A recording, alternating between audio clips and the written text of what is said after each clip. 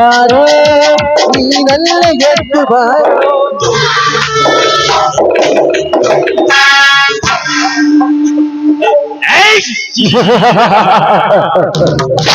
ದೂರ ಸಂಗೊಳ್ಳಿ ರಾಯನ ಆರ್ಭಟಕ್ಕೆ ನಡೆಯಿತು ಆ ಬ್ರಿಟಿಷರ ಸೈನ್ಯ. ಸಿದ್ದೂರ ಲಕ್ಷ್ಮಣ ಆರ್ಭಟಕ್ಕೆ ನಡೆಯಿತು ಆ ಪೊಲೀಸ್ ಪಾಟೀಲ್ ಭೀಮನಗೌಡರ ಸೈನ್ಯ. ಇಂದು ಈ ಸಿದ್ದನಗೌಡನ ಆರ್ಭಟಕ್ಕೆ ನಡುಗುತ್ತಿದೆ ಆ ಬಲರಾಮ್ ನಾಗೇಶನ ಸೈನ್ಯ. ಅಂತ ಹೋರಾಟದ ಮಧ್ಯದಲ್ಲಿ ನನ್ನನ್ನು ಅರೆಸ್ಟ್ ಮಾಡಿಸಿ ಕೋರ್ಟಿಗೆ ಕಳಿಸಿದ್ರಲ್ಲ, ಕೇವಲ 30 ನಿಮಿಷದೊಳಗಡೆ ಬಿಡುಗಡೆಯಾಗಿ ಬಂದಳು ಈ ಸಿದ್ದನಗೌಡ. ಲೇ ಬಲರಾಮ್ಯ, ನೀನೆಷ್ಟ ಎತ್ತರಕ್ಕೆ ನಿನ್ನ ತಮ್ಮಂದಿರನ್ನು ಬೆಳೆಸಿದರು. ಕೊನೆಗೊಂದು ದಿನ ಅವರನ್ನು ಹಿಡಿದು ಕರೆತರಿಸಿ ಅವರ ಕಾಲುಗಳನ್ನು ಮುರಿಯದೆ ಹೋದ್ರೆ ನಾನು ಈ ಊರಿನ ಪೊಲೀಸ್ ಪಾಟೀಲ್ ಸಿದ್ದನಗೌಡನೇ ಅಲ್ಲ.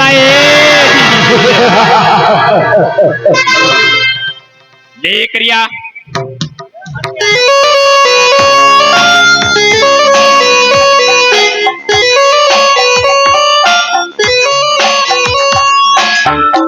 ಮತ್ತೆ ಅದ್ಯಾವ ಹೊಸ ದಿಗಂತಕ್ಕೆ ಕಾಲಿಟ್ಟಿರಿ ನೀವು?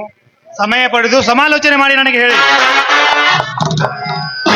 ಕರಿಯ, ಹೌದು, ಆ ಕಾಳಿಂಗ ಯಾಕೋ ಮೌನವಾಗಿದ್ದಾನೆ, ಯಾಕೆ?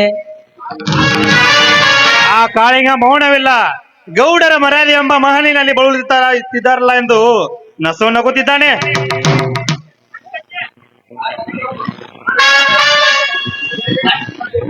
ನಸು ನಗುವಾಗಿ ಕರೆಯೋದು ಪಾರ್ಟಿ.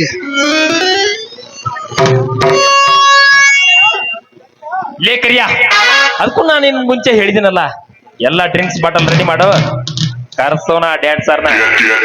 ಆ ಕೆಲಸ ಈ ಮಣಶೆಟ್ರು ರೆಡಿ ಮಾಡಿದ್ದಾರೆ.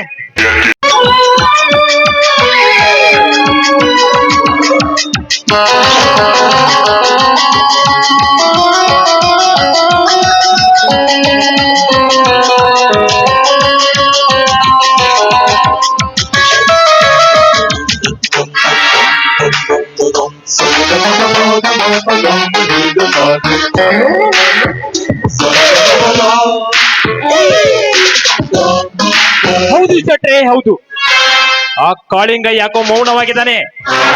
ಅದರ ಅರ್ಥವೇ ತಿಳಿತಾ ಇಲ್ಲ ನನಗೆ. ನಸು ನಗು ನೋಡಿ ಖುಷಿಯಾಗಲಿ. ಗೌರ್ ಮಾಡಿ ತನ್ಕೊಂಡು ಬೆಲೆ ಏನಿಲ್ಲ ಗೌಡ್ರೆ, ನಮ್ಮೂರಿಗೆ ಆ ಪ್ರದೀಪ್ PS ಆಗಿ ಬಂದಿದ್ದಾನೆ. ಮುಂದೇನು ಮಾಡುವುದಂತ ಸ್ವಲ್ಪ ಯೋಚನೆ ಮಾಡುತ್ತಾ ಇದ್ದೆ.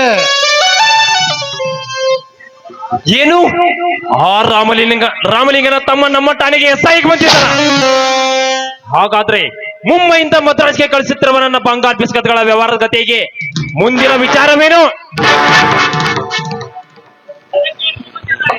ಅದಕ್ಕಿರೋದು ಒಂದೇ ದಾರಿ. ಅದೇನೆಂದು ಬೇಗ ಹೇಳು ಕರಿಯ, ಏನು ಹೇಳು? ಅವಸರ ಮಾಡ್ಬಿಡ್ತೀನಿ.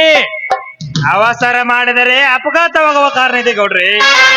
ಈ ಕೆಲಸ ನಿಧಾನವಾಗಿ ಮಾಡಿ ಮುಗಿಸೋಣ. ಹೌದು ಗೌಡ್ರಿ, ಆ ಕರೆ ಹೇಳಿದಲ್ಲಿ ನಿಜವಿದೆ. ಮೊದಲು ನಾವು ಅವನಿಗೆ ಸಮಾರಂಭ ಇಟ್ಟುಕೊಳ್ಳೋಣ. ಆ ನಂತರ ನಮ್ಮ ಮನೆಗೆ ಕರೆಸಿ ಅವನಿಗೆ ಹಣದ ಆಸೆ ಹಚ್ಚಿ ಆಮೇಲೆ ನಮ್ಮ ಕೈಯ ವಶ ಮಾಡಿಕೊಂಡು ನಮ್ಮ ಗುರಿಗಳನ್ನು ಎಲ್ಲವನ್ನೂ ಸಾಧಿಸಿಕೊಳ್ಳೋಣ.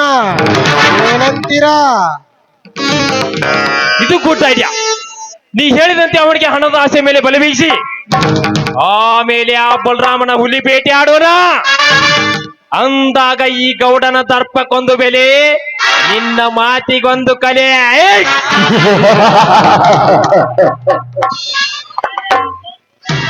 ಆ ಮಾತಲ್ಲಿ ತೋರಿಸುವ ಕೊನೆಗೊಂದು ಬಲೆ.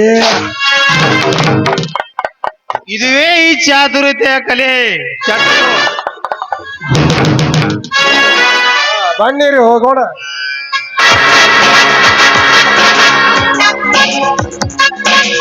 ನಾವು ಎಂದು ಬಂದಾಗ ಎಂದು ಬರೋದಿಲ್ಲ.